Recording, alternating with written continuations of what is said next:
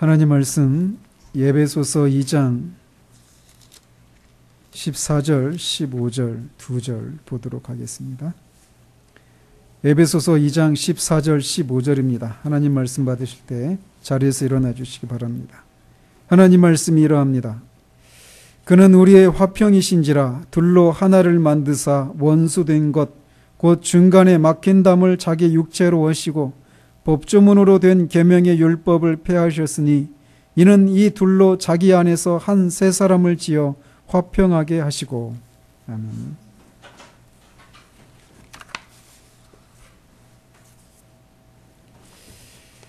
지난 2주 동안 에베소서 강해가 잠시 중단되었었는데 다시 오늘부터 에베소서로 돌아옵니다. 그래서 다시 한번 지금까지 어떤 흐름으로 에베소서가 전개되었는지 잠시 살펴보도록 합니다. 사도는 이 편지를 받고 있는 에베소에 있는 성도들이 자신들이 받은 구원이 얼마나 영광스럽고 놀라운 것인지를 알기를 바라서 이 편지를 쓰고 있습니다. 그리고 그 구원을 통해서 그들에게 주어진 기업이 얼마나 영광스럽고 풍성한 것인지 또한 알기를 원합니다. 그리고 그 구원을 자신들에게 베푸신 하나님의 능력이 얼마나 강력하고 위대한 것인지를 알기를 원합니다. 그런데 이런 내용들은 인간의 이성을 통해서 알 수 있는 것이 아니라 성령의 계시를 통해서만 알 수 있기 때문에 그는 먼저 지혜와 계시의 영을 주셔서 이런 것들을 알기 위해 기도합니다. 그러면서 그는 하나님의 능력이 크게 두 가지 면에서 나타났다라고 하는 것을 진술하는데, 하나는 허물과 죄로 죽었던 사람을 살리고 일으키고 하늘에 앉히시는 그런 것을 통해서 하나님의 능력, 강하신 능력이, 위대한 능력이 나타났다라고 하는 것을 말했습니다.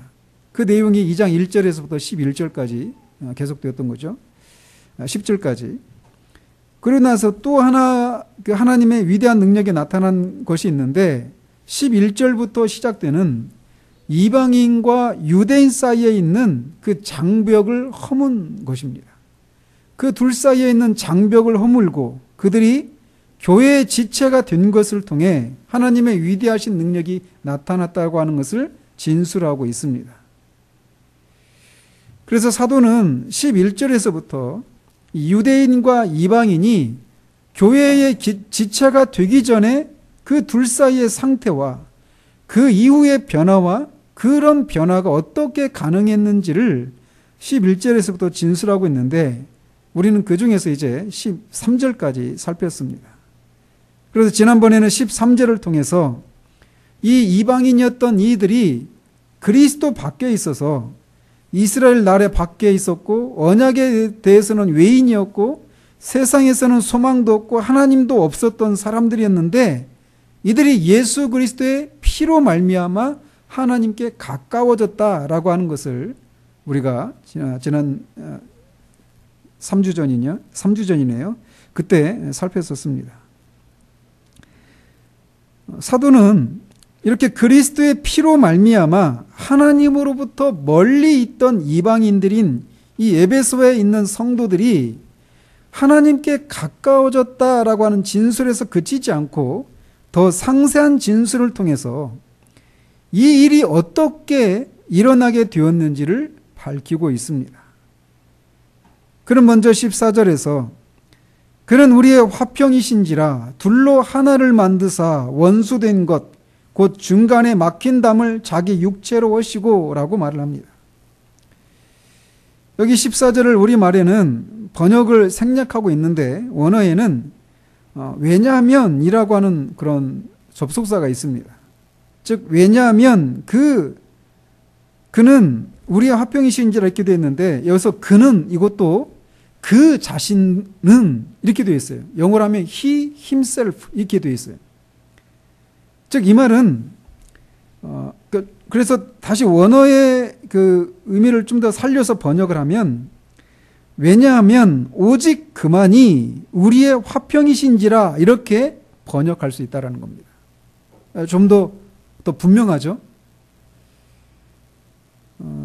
물론 여기서 그는 앞에 그 13절을 받아서 예수 그리스도를 가리킵니다. 즉 오직 예수 그리스도만이 우리의 화평이시다라고 말을 하고 있어요. 사도는 2장 1절에서부터 죄가 가지고 있는 특징 중에 한 가지가 항상 이 적대적인 관계와 분리와 분열을 가져온다는 사실을 말해왔습니다. 그래서 죄는 사람을 하나님으로부터 분리시키고 하나님을 향해서 적대적인 관계를 맺게 하는 것이라고 말을 했어요. 뿐만 아니라 이 죄는 하나님과 사람 사이의 적대적인 관계와 분리를 만들어낼 뿐만 아니라 사람과 사람 사이에서도 적대적인 관계와 분열을 가져온다라고 하는 것을 그는 말했습니다. 그것을 가장 잘 보여주는 관계가 있다라면 바로 이방인과 유대인 사이에 있는 관계라고 하는 것을 우리가 앞에서 살폈습니다. 즉 세상에 있는 모든 이 적대적이고 분리와 분열이 일어나는 그 근본적인 원인은 죄에 있다라고 사도는 말하고 있다는 것입니다. 이렇게 죄는 사람으로 하여금 하나님을 향해서도 또 사람을 향해서도 적대 감정을 가지게 만든다라는 겁니다. 그런데 이 적대 감정, 적대하는 이 감정의 원인은 교만이라고 할 수 있어요. 우리는 이것을 창세기 3장에서 인류의 첫 조상인 아담이 타락한 그 사건에서도 발견할 수 있습니다. 아담이 타락한 근본적인 원인이 무엇입니까? 그것은 선악을 알게 하는 나무의 열매를 따먹으면 반드시 죽으리라 라고 하는 그 말씀을 하나님이 하셨는데 아담이 사단의 유혹을 받아서 그렇게 말씀하신 것은 하나님이 너희들이 하나님과 같이 되려고 하는 것을 막기 위해서다라고 그렇게 거짓으로 그들을 속였어요. 그래서 언제까지라도 인간을 하나님과 같은 존재가 되지 못하고 항상 하나님의 통제 아래 두고자 하는 그런 것 때문에 선악을 알게 하는 나무의 열매를 따먹지 말게 했다라고 그렇게 유혹을 했던 거죠. 그렇게 말을 하고 그들을 그 열매를 따먹도록 유혹했던 것입니다. 즉 선악을 알게 하는 나무의 열매를 따먹고 처음 타락하게 된 그 근본적인 원인에는 인간이 더 이상 하나님의 통제 아래 있지 않고 자신도 하나님과 같이 되려고 하는 교만함이 그렇게 하나님의 뜻을 거스르고 반역하는 타락을 하게 만들었다라는 것입니다. 아담은 하나님 앞에 버티고 서서 더 이상 하나님의 종으로 사는 삶에 만족하지 않고 하나님과 같이 되겠다라고 하나님께 반역을 한 것이에요. 왜냐하면 자신은 그렇게 하나님의 통제를 받고 그렇게 살 정도의 그런 존재가 아니라고 하는 교만함이 그 마음의 뿌리에 있었던 것입니다. 이렇게 타락의 근본적인 원인은 바로 인간의 교만함에 있다라는 것입니다. 그래서 인간은 자기를 높이고 자기를 찬양하고 하나님의 뜻에 맞서서 대항하며 기어이 자신을 관철시키고자 하는 그런 정신을 갖게 되었다라는 것입니다. 즉 사람이 자신이 하나님이 되고자 하는 것, 그 교만함이 모든 죄의 뿌리이고 그것이 그 교만함이 하나님을 적대하고 자신이 그렇게 되려고 하는데 하나님은 그것을 통제하니까 억제하니까 못하게 하니까 그 하나님을 향해서 적대하는 그런 감정을 가지게 되었고 또 사람들을 향해서도 그런 마음을 가지게 되었다는 것입니다. 사람들을 향해서 사람이 왜 적대하는 감정을 가지게 되었는가? 결국 이 마음 때문에 그래요.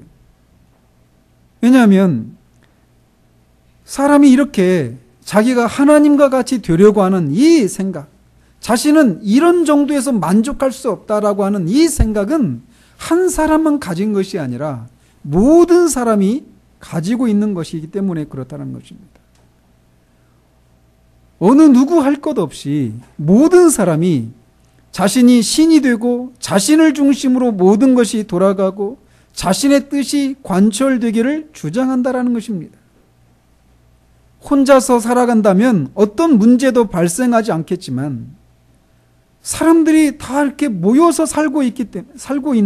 있기 때문에 모여서 살고 있는데 그 모든 사람이 다 이런 생각을 가지고 있는 거예요. 그렇기 때문에 언제나 다툼과 분쟁이 일어나게 된다는 것입니다. 모든 인간이 하나님을 대적하는 일에 있어서는 하나님 하나가 되어 있지만 자신들 간에는 여전히 서로 자신이 신이 되고자 하는 그런 생각을 가지고 있기 때문에 사람들 사이에 서로 분쟁과 다툼이 있게 된다는 것입니다. 그것을 더 확대한 것이 전쟁인 거예요. 사회폭력인 것입니다. 이것이 세상의 실상이라고, 세상에 이렇게 갈등과 전쟁이, 다툼이 있게 되는 근본적인 원인이라고 성경은 말을 하고 있습니다. 그렇기 때문에 세상이 이렇게 된 그 근본적인 실상을 알지 못한 채 사람들 사이의 평화를 구축하려고 하는 시도들을 하는 것은 늘 실패하게 되어 있다라는 것입니다. 물론 우리는 전쟁을 반대하고 평화를 정착하려고 하는 모든 시도들을 해야 합니다. 그러나 사람들이 가지고 있는 이런 근본적인 문제에 대한 해결이 없이는 하나님과 사람 사이의 화평을 기대하는 것은 난망한 것이다라는 겁니다.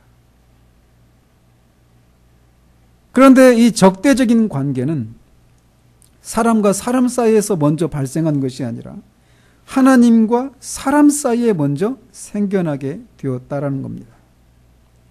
그리고 그 결과가 사람들 사이에 적대적인 관계를 형성하게 된 것입니다.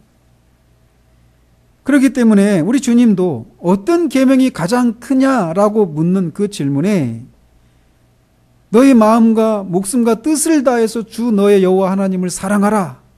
그리고 둘째는 이와 같으니 내 이웃을 내 몸과 같이 사랑하라. 이렇게 하나님과의 관계를 먼저 언급하고 사람과의 관계를 먼저 그렇게 두 번째로 언급을 하고 계신 것입니다. 이 순서는 매우 중요합니다. 그런데 이렇게 하나님과의 적대적인 관계를 먼저 해결하는 것을 배제한 채 사람과의 적대적인 관계를 해결하려고 시도하기 때문에 그런 시도들이 실패하게 된다는 것입니다. 왜냐하면 우리가 우리의 이웃을 우리 몸과 같이 우리 자신을 사랑하는 것처럼 사랑하려면 먼저는 우리를 먼저 사랑해야 됩니다. 그런데 문제는 우리가 우리 자신을 사랑하려면 하나님과의 관계 속에서 우리가 누구인지를 바르게 알아야만 가능한 것이에요. 하나님 앞에서 하나님과의 관계 속에서 우리가 누구인지를 알게 될 때 우리는 비로소 우리 자신을 사랑할 수 있습니다. 그럴 때야 비로소 우리는 우리 이웃을 사랑할 수 있게 되는 거예요. 그런데 하나님을 배제한 채 우리의 이웃을 사랑하고 화평을 이루려고 하는 시도들을 하기 때문에 실패한다라는 것입니다. 하나님과의 관계, 하나님을 배제한 채 사람들과의 관계 속에서 일어나는 그 모든 분쟁을 해결하려고 하는 것은 인간의 본질을 거부하는 거예요. 창세기 1장에서 말하고 있는 것처럼 인간은 하나님을 위해서 만들어진 존재들입니다. 하나님을 떠나서는 인간이라고 하는 존재를 규정할 수가 없어요. 그런데 하나님과의 관계가 죄로 인해서 어그러져 있는데 그 관계를 해결하는 것이 없이 사람들과의 관계 속에서 그런 분쟁을 해결하려고 하는 시도들은 실패할 수밖에 없다는 것입니다. 따라서 하나님과의 관계 속에서 우리의 본질적인 자리로 돌아가는 일이 선행되어야 합니다. 그렇게 될 때 우리는 우리 자신에 대해서 또 우리 이웃에 대해서도 바른 관계를 형성할 수 있게 되는 것이에요. 그런데 사도는 여기 14절에서 그는 우리의 화평이신지라, 즉 오직 그만이, 그리스도만이 우리의 화평이신지라 이렇게 말을 하고 있습니다. 따라서 우리가 하나님과의 적대적인 관계를 청산하고 하나님과 화평을 누리기 위해서는 우리가 반드시 그리스도 안에 거해야만 한다고 하는 것을 말해주고 있는 거예요. 성령에 의해서 각성한 사람이 가장 먼저 자신에 대해서 인식하는 것은 자신이 하나님 앞에 죄인이라고 하는 사실입니다. 그리고 그 사실을 인해서 자신이 죄인이기 때문에 자신이 하나님의 진노 아래 있다라고 하는 것을 깨닫고 하나님의 심판에 대한 두려움을 느끼게 됩니다. 그 심판에 대한 두려움을 느끼게 될 때 죄인이 취하는 또 다른 행동은 뭐냐? 어떻게 하든지 그 심판에서 벗어나려고 하는 노력을 하게 된다라는 거예요. 그래서 그때부터 하나님의 호의를 입기 위해서 죄를 짓지 않고 나름대로 경건한 생활을 하기 위해 노력을 합니다. 그리고 이런 노력은 자신의 그 어떤 노력과 선행으로도 자신을 향한 하나님의 진노의 시선이 변하지 않는다라고 하는 것을 인식할 때까지 계속됩니다. 기도하고 금식을 행하고 모든 예배에 열심을 내고 성경을 읽고 각종 봉사와 선행을 행하고 경건한 생활을 할 때는 하나님과의 관계가 바른 것처럼 느껴지지만 이런 것들을 행하지 않으면 하나님과의 관계가 바르지 않다는 생각에 인해 불안해지고 두려움을 느끼는 것을 반복합니다. 그러나 결국은 하나님의 은혜로 결국에는 자신의 이런 모든 노력들과 선을 행하는 것들이 하나님의 진노를 가라앉히는 데 전혀 도움이 되지 못한다는 사실을 깨닫게 되는데 이르게 됩니다. 그것을 깨닫기까지 이런 노력들을 지속합니다.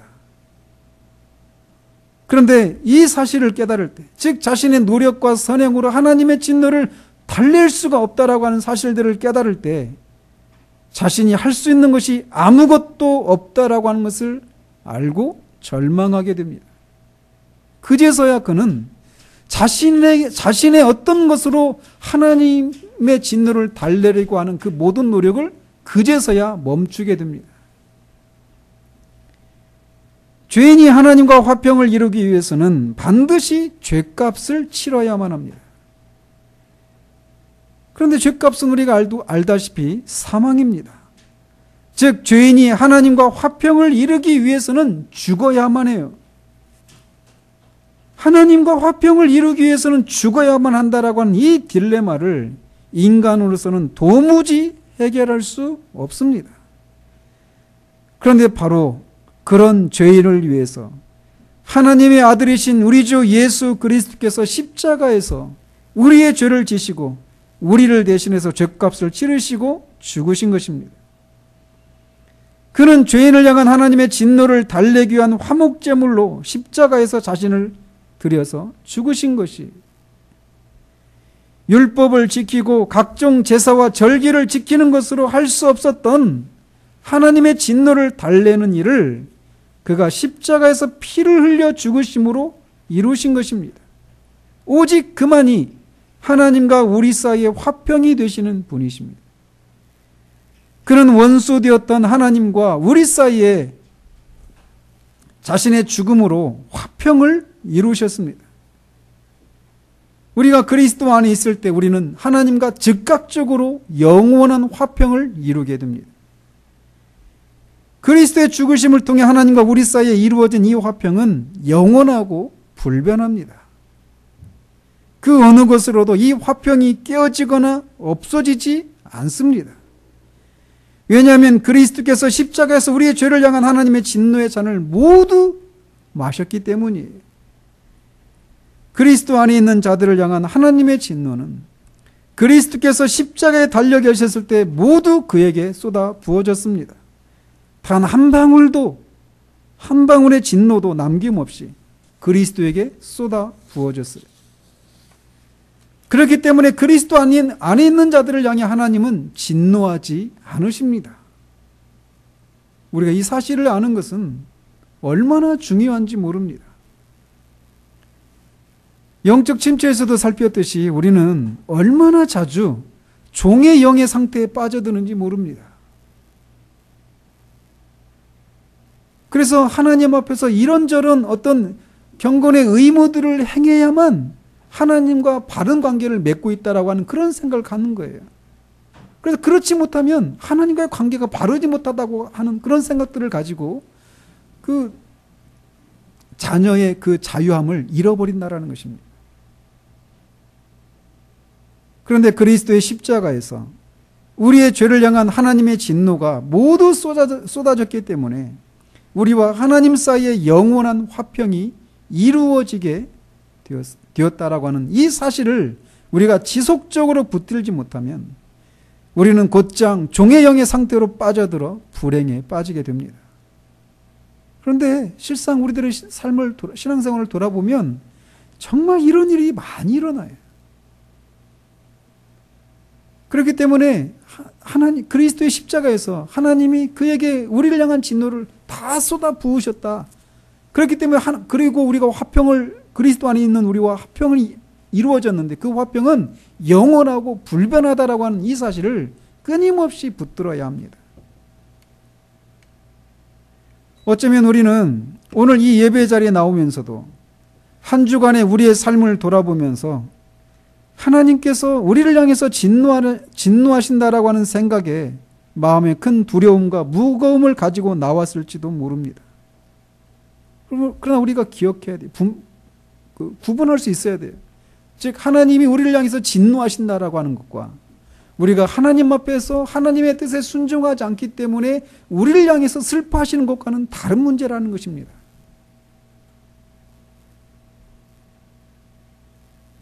그리스도께서 하신 일을 통해서 우리가 하나님과 영원한 화평을 누리게 되었다는 이 사실을 항상 붙드시기 바랍니다. 그리스도는 우리의 유일한 화평이십니다.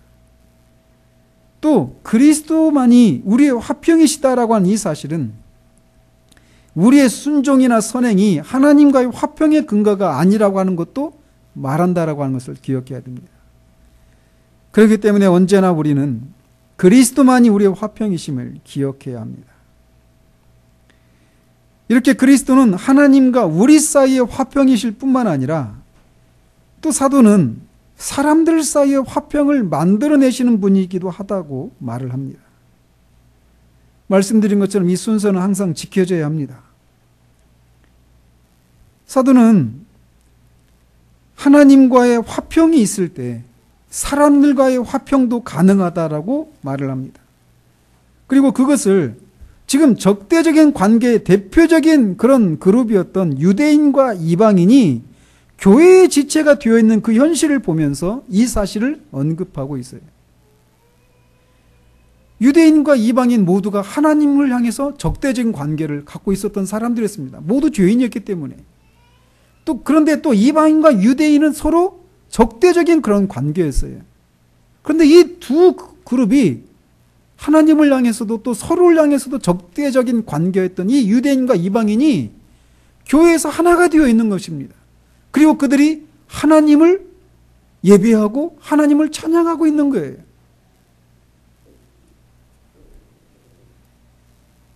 이 둘은 전에는 서로 무시하고 적대적인 관계였는데 이제 그리스도 안에서 하나가 되어서 동일한 하나님을 찬양하고 예배하고 있다는 것입니다. 그렇다면 그리스도는 어떤 방식을 통해서 이 적대적인 두 그룹을 하나가 되게 하셨을까요?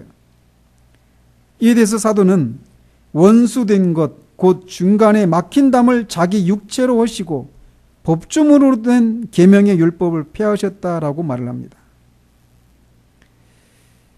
이것을 원어에 각밖에 조금 번역하면 자기의 육체로 법조문으로 된 계명의 율법을 폐하심으로 원수된 것, 곧 중간에 막힌 담을 허셨다 이렇게 번역할 수 있습니다. 유대인과 이방인 사이에는 중간에 막힌 담이 있었다고 말을 합니다. 서로 원수지간이었다라고 하는 것을 이렇게 막힌 담이 있었다라고 표현하고 있습니다. 이것은 마치 이방인이 유대인이 들어갈 수 있는 그런 성전 구조를 떠올릴 때 이방인이 들어갈 수 있는 공간이 제한되어 있어요. 말씀드린 것처럼 이방인은 여인의 뜰도 들어가지 못하고 그 안쪽에 있는 유대인의 뜰도 그 다음에 성전 뜰도 들어가지 못하고 제사장의 뜰도 못 들어가고 성소도 못 들어가고 더더군다나 지성소도 못 들어갑니다. 이방인의 위치가 그러했어요. 그런데 이 모든 장벽을 이렇게 넘어서서 이방인 지성소에까지 나아가서 유대인과 함께 하나님을 예배하게 되었다라는 거예요. 그것이 가능하도록 하기 위해서 예수 그리스도께서 자기의 육체로 그렇게 하셨다라고 말합니다. 즉 그의 죽으심을 통해서 이것이 가능했다라고 사도가 말하고 있는 거예요. 유대인과 이방인을 구분한 것은 하나님이셨습니다. 그리고 이방인과 유대인을 구분짓게 하는 것은 나는 유대인이야, 너희는 이방인이야 이렇게 선언하는 것으로 줄을 긋고 선언하는 것으로 되는 것이 아니라 법조문으로 된 계명의 율법을 가졌느냐 가지지 않느냐에 의해서 그렇게 구분이 되었던 것입니다. 즉 하나님은 율법을 통해서 유대인들이 자신의 백성이라고 구분하신 것이에요. 그래서 유대인들은 율법을 따라서 하나님을 섬기고 하나님이 정하신 삶의 규칙을 따라 살아가도록 하셨습니다. 그래서 이방인들에게는 없는 그런 여러 가지 하나님을 섬기는 제사법과 절개를 정해주시고 할례를 행하고 안식일을 지키도록 그렇게 구별하게 하심으로 이스라엘과 하나님 사이의 특별한 관계를 드러내도록 하셨습니다. 그 율법에는 어떤 음식을 먹어야 하는지, 먹으면 또 안 되는지, 심지어는 어떤 옷을 입어야 하는지, 이렇게 인간의 삶의 그 모든 규칙에 대해서 세세하게 정해놓으셨어요. 그래서 이스라엘 백성들이 하나님과 올바른 관계를 누리고 그에 따른 복을 누리기 위해서는 이런 규칙을 지켜야만 했습니다. 그것을 어기면 하나님과의 관계가 깨지고 하나님은 그들에게서 얼굴을 감추시고 복을 거두시기도 하셨어요. 그런데 이 율법을 받은 유대인들은 이방인들을 경멸하고 그들과 원수가 되었다라고 사도가 말을 하고 있어요. 하나님께서 유대인들에게 율법을 주신 목적은 이방인과 원수가 되도록 하기 위해 주신 것이 아니었습니다. 하나님이 유대인들을 세상 가운데서 구별하시고 그들에게 율법을 주신 것은 그들에게 주신 율법을 따라 그들이 살아감으로써 열방에 하나님이 어떤 분이신지 또 구원에 이르는 길이 무엇인지를 증거하도록 하기 위해서 율법을 주신 것입니다. 그런데 오히려 유대인들은 이런 목적에서 벗어나서 자신들만 하나님의 택하신 백성이라면서 이방인들을 경멸하고 무시하고 그들과 원수가 되었던 것입니다. 유대인들은 하나님이 주신 율법을 이방인과 원수된 것, 즉 그들과 중간에 막힌 담이 되도록 만들어버렸어요. 하나님께서 유대인들에게 율법을 주신 이 율법은 선물입니다. 하나님을 섬기고 하나님과 교제할 수 있다라고 하는 것, 하나님의 백성으로 살아간다라고 하는 것, 그래서 하나님이 주시는 복을 누린다라고 하는 것, 이것까지 큰 복이 어디 있겠습니까? 이것은 큰 선물이었습니다. 그런데 유대인들은 하나님이 주신 이 선물을 가지고 이방인과 원수가 되도록 만들어버렸다라는 거예요. 우리는 여기에서 한 가지 죄의 원리를 발견하게 됩니다. 그리고 이런 모습을 우리는 세상 속에서도 보고 있어요. 야고보 사도는 온갖 좋은 은사와 온전한 선물이 다 위로부터 빛들의 아버지께로부터 내려오나니 라고 말을 합니다. 여기서 말하는 온갖 좋은 은사와 온전한 선물이라고 말할 때 그것은 하나님의 교회를 섬기기 위해서 주시는 성령의 은사만을 가리키지 않습니다. 이것은 세상 사람들에게도 주시는 모든 좋은 은사들과 선물을 포함하는 거예요. 즉 지혜와 건강과 부와 좋은 성품 등 다양한 그런 모든 좋은 것들을 가리킵니다. 그래서 세상에는 분명히 다른 사람보다 더 지혜롭고 지적인 능력이 뛰어난 사람들이 있습니다. 다른 사람들보다 더 부유한 사람이 있고 더 건강한 사람도 있고 운동 능력이 뛰어난 사람도 있어요. 그런데 이런 모든 좋은 은사를 하나님이 주셨다라고 성경은 말하고 있어요. 그런데 보십시오. 유대인들이 하나님이 주신 선물을 가지고 이방인들과 원수 관계를 만들어 버리는 것처럼 세상에서 이런 일이 일어나고 있다는 거예요. 하나님이 주신 좋은 은사들, 이걸 가지고 그것이 없는 사람들을 멸시하고 무시합니다. 세상에서 우리가 보고 있는 것은 다른 사람이 가지지 않은 이런 각양 좋은 은사를 가진 사람들이 그것을 주신 하나님께 감사하고 그것을 통해 이룬 성과를 하나님께 그 성과를 인해서 하나님께 영광을 돌리고 있는 것이 아니라 그것을 자랑거리로 삼고 있다는 거예요. 그리고 그 모든 것을 이룬 것이 자신에게서 기인한 것이라고 자신을 높이고 있다는 것입니다. 그래서 자신보다 지적인 능력이 떨어지거나 가난하거나 사회적인 지위가 낮거나 가문이 뛰어나지 않거나 건강하지 못하고 예쁘지 못하고 운동 능력이 떨어지는 그 다양한 그런 많은 이유들로 인해서 자신들보다 못한 사람들을 멸시하고 무시합니다. 바로 이것이 세상이 서로를 미워하고 적대하는 원인이 아닙니까? 바로 이것이 모든 다툼과 분쟁의 원인이 아니냔 말이죠. 나는 너보다 이런저런 면에서 낫다라고 하는 생각을 하면서 그런 생각을 가지고 상대방을 멸시하고 무시할 때 그곳에는 절대로 화평이 자리할 수 없습니다. 자랑할 것이 있는 사람은 없는 사람을 멸시하고 없는 사람은 있는 사람을 시기하고 질투하며 미워합니다. 또 서로 비슷한 능력을 가진 사람끼리는 라이벌 의식을 느끼면서 쉼없이 경쟁하고 서로를 깎아내기 급급해요. 바로 이것이 유대인이 이방인을 향해서 가졌던 마음이었고 그것이 이방인과 유대인 사이의 원수가 되게 한 원인이었던 것입니다. 그런데 이제 그리스도께서 자신의 육체로 법조문으로 된 계명의 율법을 폐하셨다라고 말을 해요. 여기서 율법을 폐하셨다라고 말하는 것은 의식법과 시민법을 가리키는 겁니다.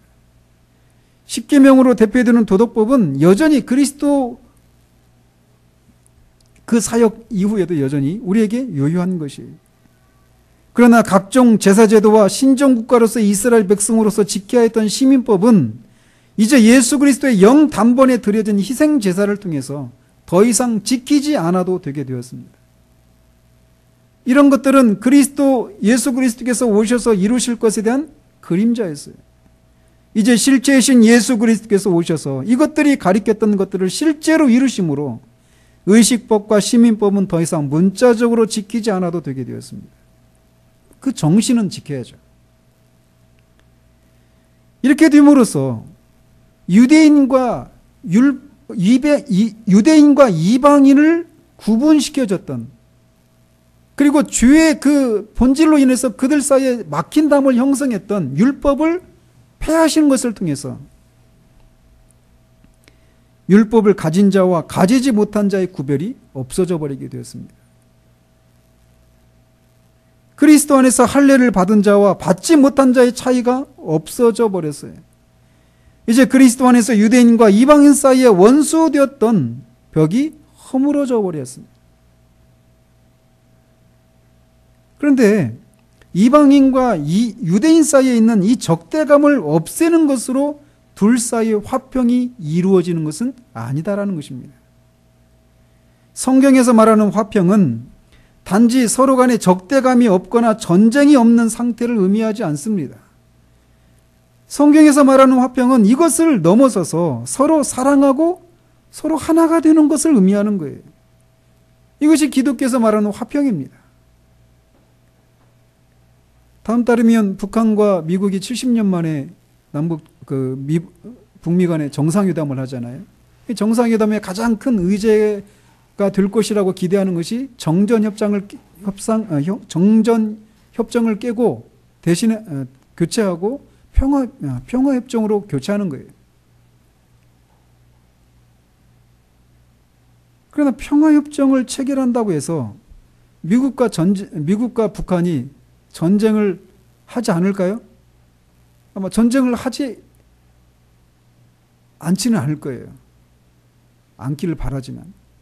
그런데 평화협정을 맺었다고 해서 북한과 미국이 서로 사랑하고 하나가 되나요? 우리는 그렇게 전쟁이 없는 것을 평화라고 말을 하지만 성경에서 말하는 평화는 전쟁이 없는 것 정도가 아니라 서로 사랑하고 하나가 되는 것이 평화예요. 화평이에요. 근데 하나님은 이방인과 유대인 사이를 원수되게 만들었던 율법을 폐하시는 것으로 그들 사이에 있었던 적대감을 없앴는데, 적대감을 없애는 정도가 아니라 그들을 서로 사랑하고 하나가 되게 하는 일을 하셨다라는 것입니다.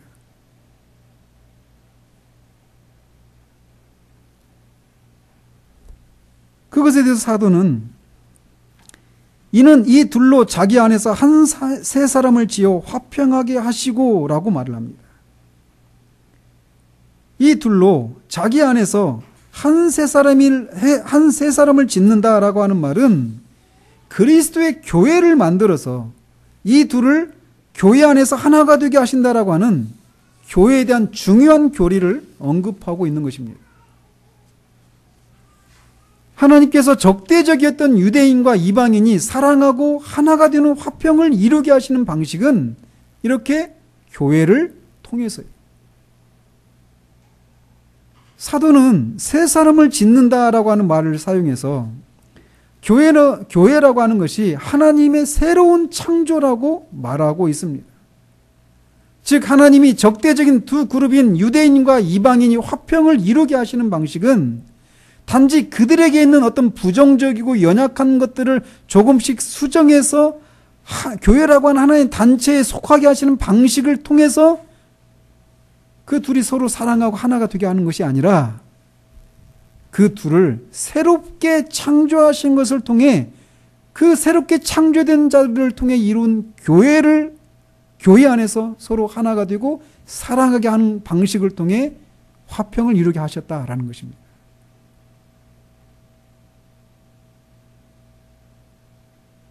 또한 교회가 하나님의 창조라고 하는 것은 그 교회를 구성하는 구성원인 그리스도인들이 새로운 창조물로서 그 교회에 속하게 된다라고 하는 것을 의미합니다.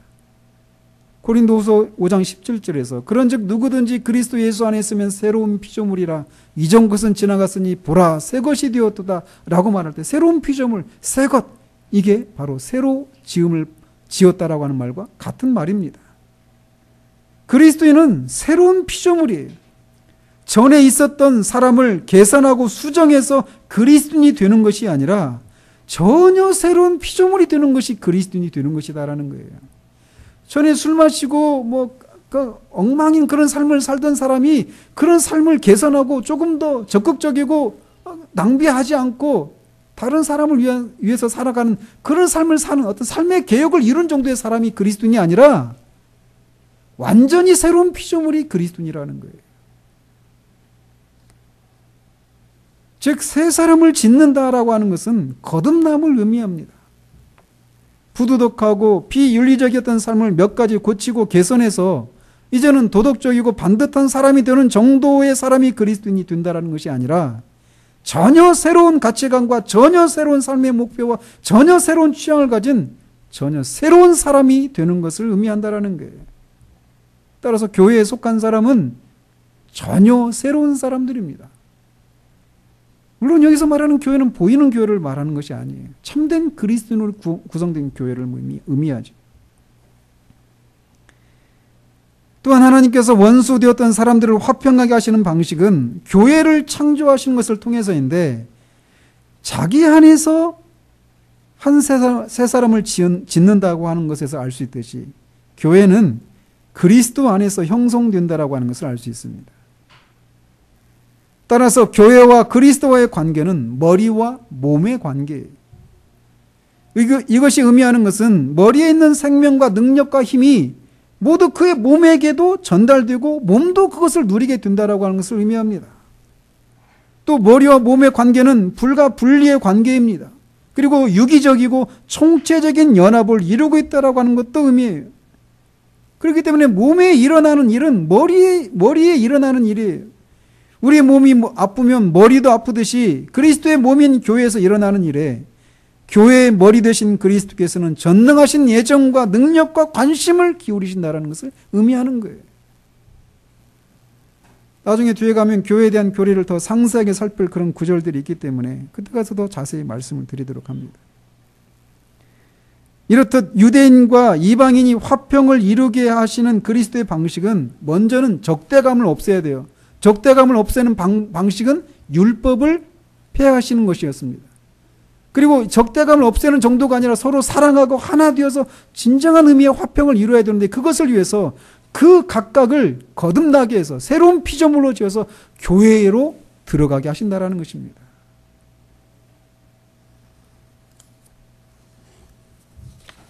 그렇기 때문에 그리스도 안에 있는 교회에 속한 사람들 사이에는 전에 없던 것들이 서로에게 생겨나게 됩니다. 그들은 이제 그리스도 안에서 한 가족이 되었어요.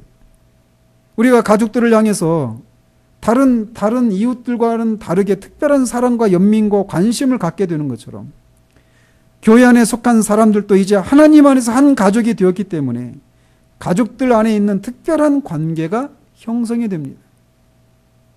정상적인 가족이라면 가족들 안에서 학벌의 차이 때문에 서로 멸시하고 질투하는 것은 있을 수 없습니다. 마찬가지로 이제 교회에 속한 사람들 사이에는 서로 구별짓게 하고 결국은 질투와 시기로 이어져서 분열을 만드는 그 어떤 차이들도 사라져야 한다는 것입니다. 신분이 높은 사람과 그렇지 못한 사람 사이에 아무런 차이가 없어야 합니다. 유대인이나 이방인이나 자유자나 종이나 여자나 남자나 어른이나 잘 사는 사람이나 못 사는 사람이나 지적인 능력이 뛰어나나 그렇지 못한 사람이나 아무런 차이가 없어져야 한다는 것이에요. 오직 그리스도 안에서 새롭게 된 하나의 인류만 있을 뿐입니다. 우리 옛사람은 지나가 버렸습니다. 그리스도 안에 있는 사람은 새롭게 지음을 받은 새로운 인류예요. 그의 대표는 그리스도입니다. 전에는 그들의 대표가 한때는 첫 번째 아담이었지만 이제는 두 번째이자 마지막 아담이신 예수 그리스도가 그들의 대표입니다. 그들은 예수 그리스도라고 하는 새로운 인류의 대표에 속한 새로운 인류들이에요. 교회가 바로 그런 겁니다. 완전히 새로운 인류예요. 이제는 새로운 피조물만 있습니다. 그리스도 안에서 오직 하나의 새로운 사람만이 존재하게 됩니다. 이 사실은 우리가 더 이상 옛 방식대로 살고 생각하지 말아야 한다라고 하는 것을 의미합니다. 예전의 삶의 방식은 민족이나 인종이나 가문과 직업, 학위와 경제적인 능력과 외모에 의해서 구분하고 판단하고 생각하고 그렇게 살았습니다. 그런데 이 옛 방식은 지나가 버렸다라는 거예요. 왜? 옛사람은 죽어버렸고 새 사람이 되었기 때문에. 옛 방식을 따라 생각하고 판단했던 것들이 이 세상의 분쟁과 갈등의 원인이었지만 이제 이것은 지나가 버렸고 새로운 사람의 가치관을 따라 살아가야 한다는 것입니다. 그리스도 예수 안에서 세상에서의 모든 차별과 구별은 사라져 버렸습니다. 이것들이 더 이상 서로 간의 장벽을 형성하게 하고 분쟁과 분열을 일으키게 하는 것이 되어서는 안 된다라는 것이에요. 그리스도 안에서 새로운 피조물이 되어서 새로운 나라인 교회에 속했으므로 우리는 그 나라에 합당한 방식의 생각과 삶의 방식을 따라 살아야 한다는 것입니다. 과거의 우리의 삶의 방식과 가치관들이 우리의 삶에 끼어들려고 할 때마다 우리는 이 사실을 기억해야 합니다. 우리는 예수 그리스도와 함께 십자가에 못 박혀버렸습니다. 우리는 이제 그리스도 예수 안에서 새로운 피조물이 되었어요. 그렇기 때문에 더 이상 옛 방식의 삶이 던져주는 삶에 대한 관점에 귀 기울이지 않겠다라고 선언하며 새로운 피조물됨에 따라서 살아가야 한다라는 것입니다. 이것은 우리의 신앙의 다양한 측면에서 적용되어야 하는 원칙입니다. 예를 들면 사도행전에도 보면 사도 바울과 바나바가 서로 같이 동역을 했다가 둘 사이에 갈라집니다. 원인이 무엇이었냐면 마가라고 하는 사람을 다시 선교 여행에 같이 데려갈 것이니 말 것인지에 대한 논쟁 때문이었어요. 바나바는 마가가 자기 친척이었기 때문에 데려가려고 했습니다. 근데 바울은 그가 예전에 전도 여행하는 중에 어려움이 있을 때 그냥 돌아가 버렸거든요. 그래서 마가를 데려가지 않으려고 했어요. 근데 결국 둘 사이에 나뉘죠. 그리고 바나바는 마가가 친척이라고 하는 이유 때문에 그를 데려갑니다. 근데 그런 방식, 우리의 친척이니까, 우리의 가족이니까, 나와 가까운 사람이니까, 그렇게 하나님의 나라 일에 쓰고 한 이런 것들이 이제 더 이상 이건 옛 방식이라는 거예요. 새로운 방식을 따라 살아야 한다는 것입니다. 그래서 하나님 나라 위에서, 나라 안에서 더 나은 그런 사람이 있을 때는 얼마든지 그를 기용해야 한다는 것이죠. 구체적인 예를 들자면 한이 없습니다. 오늘 한국 사회에서도 목회를 세습하는 문제 때문에 큰 문제잖아요. 저는 세습이라고 하는 용어 사용에 부정적인 입장인데 이 말을 사용하니까 세습이라는 말을 사용해서 말씀을 드린다면 저는 목회를 자기 자녀나 또는 자기 사위나 이렇게 막 편법으로 이렇게 하기도 하잖아요. 그런 일이 있을 수 있다고 저는 생각해요. 그 자체가 성경적이 아니다라고 저는 생각하지 않습니다.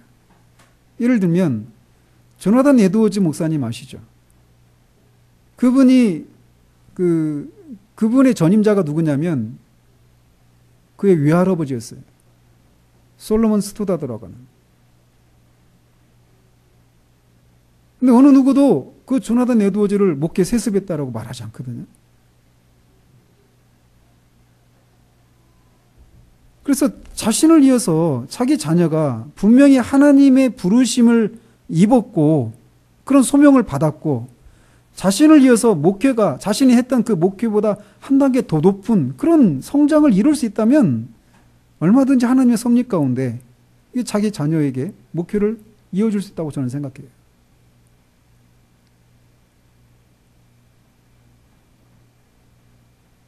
그런데 문제는 많은 경우에 옛 방식의 삶의 원칙을 따라서 이런 결정을 한다는 것입니다. 그리고 로이 존스도 이 세습의 문제를, 세습이라는 용어를 쓰지 않지만 그가 말하는 것은 세습이에요. 세습에 관한 걸 언급해요. 그래서 이런 일이 있을 수 있다. 그래서 완전히 막 부인하지는 않습니다. 그런데 문제는 옛 방식대로 자기 자녀니까 가업을 잇듯이 그런 방식으로 목회를 이어주고 자녀가 분명히 소명을 받지 않았음에도 불구하고 그것을 확인하지 않은 채 넘겨주는 이런 방식 때문에 실패하게 된다라고 하면서 그런 경우에는 반대 입장을 분명히 하고 있습니다. 어쨌든 우리는 이런 원리들, 옛 방식에 따라 사는 삶의 방식이 아니라 새로운 사람이 되었기 때문에 새로운 삶의 방식을 따라 살아야 되는 이런 원칙들을 삶의 모든 영역에 다양하게 적용할 수 있어야 한다는 거예요. 그리스도 안에서 어떤 파벌도 용납되어서는 안 됩니다. 고린도 교회가 빠졌던 것이 바로 그거잖아요. 그죠? 육신에 속한 것이다라고 말을 해요. 나는 바울파다, 나는 게바파다, 나는 그리스도파다, 아볼로파다. 그런 것처럼 나는 개혁주의파다, 청교도주의파다, 나는 복음주의파다, 나는 합동이다, 통합이다. 수많은 그런 파벌주의들. 이것도 옛 방식에서 나오는 것이라는 것이죠.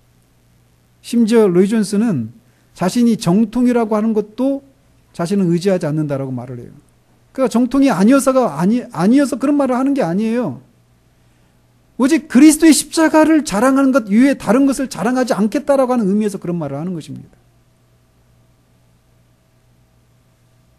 그러므로 우리는 그리스도 안에서 새로 지음을 받아 교회의 구성원이 되었기에 더 이상 옛 삶의 방식과 가치관을 따라 살아가서는 안 되는 사람이라는 사실들을 기억해야 합니다.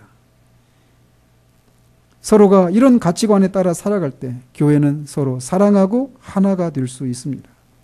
이것이 바로 하나님께서 그리스도 안에서 적대적인 관계를 화평하게 하시는 방식입니다. 그리고 오직 그리스도만이 그런 화평을 만들어주실 수 있는 분이십니다. 기도하도록 하겠습니다.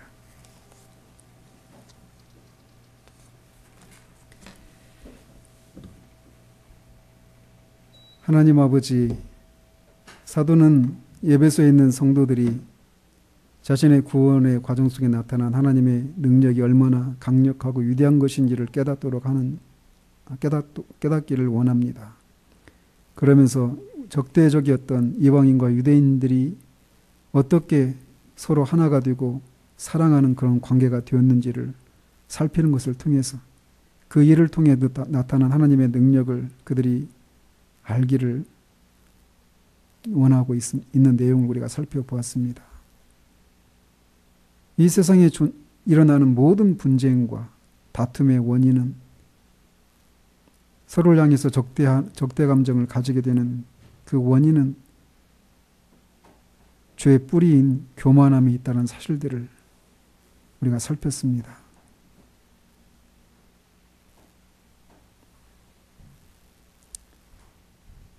누구나 다 자신이 하나님과 같이 되려고 하는 그 생각이 다툼과 분쟁을 불러일으킨다는 사실들.